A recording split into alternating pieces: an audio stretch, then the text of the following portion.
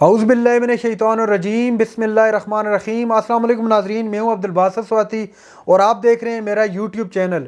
ناظرین اکرام، آج اسلام آباد ہائی کورٹ کی جانب سے ایک فیصلہ سامنے آیا ہے۔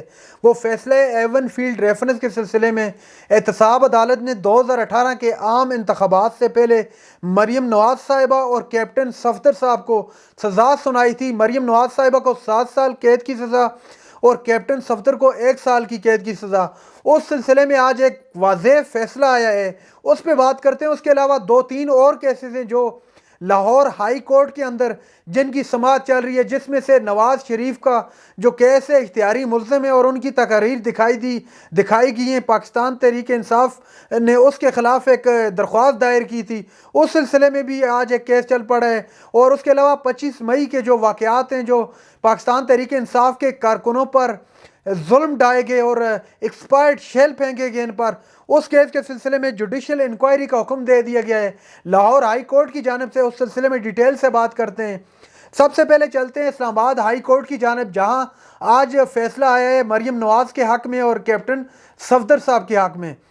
یہاں پر فیصلے پہ تو میں جاتا ہوں، لیکن اس سے پہلے کچھ کوشچن جو مائنڈ میں آ رہے ہیں، اور میرے ہی مائنڈ میں نہیں بلکہ پورا پاکستان ہے جو سوچ رہا ہے اس وقت کہ جن فلیٹ کے سلسلے میں مریم نواز صاحبہ کو سزا دی تھی 2018 کے عام انتخابات سے پہلے، وہ فلیٹ کس کے ہیں؟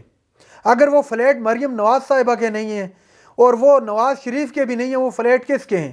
جو حسن اور حسین نواز ہیں، جو یہ کلیم کرتے ہیں کہ ہم پاکستانی شہری ہی نہیں ہیں، لیکن جب شہباز شریف صاحب ٹرکی کے اندر ایک سرکاری دورے پر جاتے ہیں تو ان کے شانہ بشانہ دکھائی دیتے ہیں یہ دونوں بھائی۔ اب سوال یہاں پہ یہ بنتا ہے کہ 2018 کے عام انتخابات سے پہلے جو سزا دی گئی تھی مریم نواز صاحبہ کو اور کیپٹن صفدر صاحب کو، کیا وہ سزا پھر غلط تھی جو احتساب عدالت کی جانب سے دی گئی تھی؟ یہ معزز عدلیہ سے سوال ہے۔ وہ کون سے ایسے ثبوت ہیں جو اس عدالت میں نہیں ملے اور اس عدالت کو مل گئے اور یہ بعزت بری ہو گئے؟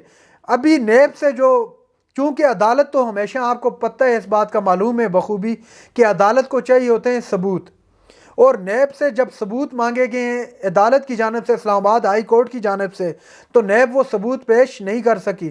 اور کیسے پیش کر سکتی ہے جبکہ پوری کی پوری نیب اس وقت آپ کہہ سکتے ہیں اثر انداز ہے اس پہ پاکستان مسلم لیگ نواز، خاص طور پر مریم نواز صاحبہ، چونکہ وہ ڈکٹیشن ایکسپرٹ ہیں، وہ ڈکٹیٹ کرتی رہتی ہیں، اداروں کو بھی ڈکٹیٹ کرنے کی کوشش کرتی ہیں اور اس طرح نیب کو بھی ڈکٹیٹ کرنے کی کوشش کرتی ہیں۔ نیب سے جب ثبوت مانگے اسلام آباد ہائی کورٹ کی جانب سے تو وہ ثبوت پیش نہیں کر سکے، تھے ہی نہیں ان کے پاس، کہ وہ پیش کرنا نہیں چاہ رہے تھے۔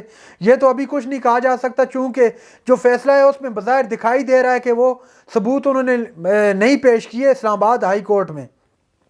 اب ہر پاکستانی کے ذہن میں ایک ہی سوال آ رہا ہے، وہ ایون فیلڈ ریفرنس میں ان کو سزا کیوں دی گئی؟ اگر وہ ان کے نہیں ہیں تو پھر ان کو، اس کا مطلب ہے بلا جواز ان کو سزا دی گئی 2018 کے عام انتخابات سے پہلے۔ یہ معزز عدلیہ سے سوال ہے۔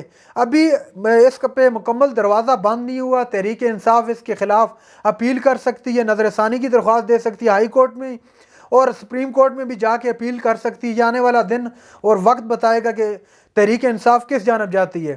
اب تھوڑا بات کرتے ہیں، نواز شریف ایک اشتہاری مجرم ہے، ان کے ساتھ ساتھ اسحاق ڈار صاحب جو 2019 میں انہوں نے تقاریر کی تھی، فوج کے خلاف کچھ باتیں کی تھی نواز شریف صاحب نے، اور اس کے علاوہ اسحاق ڈار ملک چھوڑ کے فرار ہو گئے تھے، کہ اشتہاری مجرم قرار پائے تھے دونوں، نواز شریف اور اپنا اسحاق ڈار تو واپس آ گئے ان پہ، تو چونکہ اب سارا کچھ کینسل کر دیا گیا، اشتہاری ملزم اب وہ نہیں رہے، اب وہ ایک پاکستانی معزز شہری بن گئے ہیں۔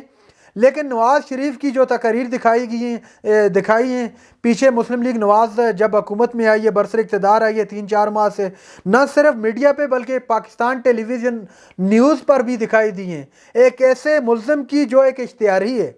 تو اس سلسلے میں جو لاہور ہائی کورٹ ہے، اس نے پیمرا کا جو ڈی جی ہے اس کو طلب کیا ہے ذاتی حیثیت میں، اور اس سے جواب مانگے کہ کس حیثیت میں نواز شریف صاحب آ کے اپنا تقریر کر رہے ہیں اور بلا خوف کر رہے ہیں، ان کو کوئی روکنے ٹوکنے والا نہیں ہے، جبکہ عمران خان دوسری جانب جن پہ نہ کوئی نامزد ملزم ہے، نہ کسی کوئی اختیاری ہے، نہ کسی کیس میں درکار ہیں عدالت کو، اس کے باوجود ان کی تقاریر کو لائیو نشر نہیں کیا جا رہا۔ 2 چینلوں نے تھوڑا وقت گیپ رکھ کے نشر کی، تو اس کے باوجود آپ لوگوں نے اس کو بند کر دیا۔ کیا قانون کا دوہرا معیار ہے؟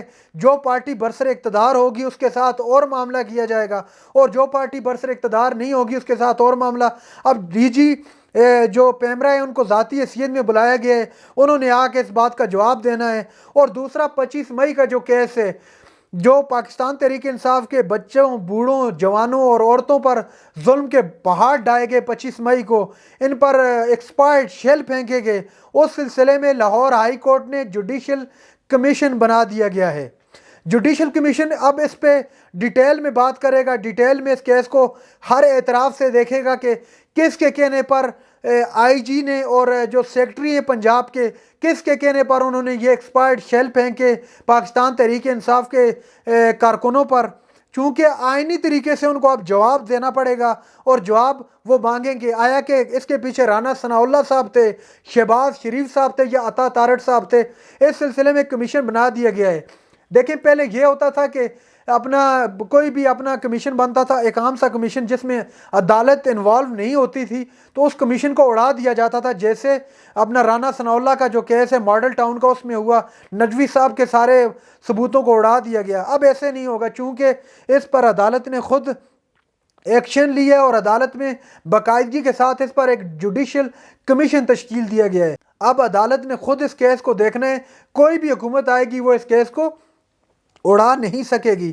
اب یہ کیس بھی چلے گا اور ان سب کو جواب دینا پڑے گا، اور کٹکیرے میں لا کے ان کو عدالت کھڑا ضرور کرے گی۔ اب تھوڑا بات کر لیتے ہیں جی کسانوں کے لانگ مارچ کا، جو اب اپنا ڈی چوک کی جانب بڑھ رہے ہیں، اور ان کے مذاکرات ناکام ہو گئے حکومت کے ساتھ، کیونکہ ان کے جو مطالبات تھے وہ پورے نہیں کیے گئے۔ انہوں نے یہ دوسرا آج مارچ نکالے حکومت کے خلاف۔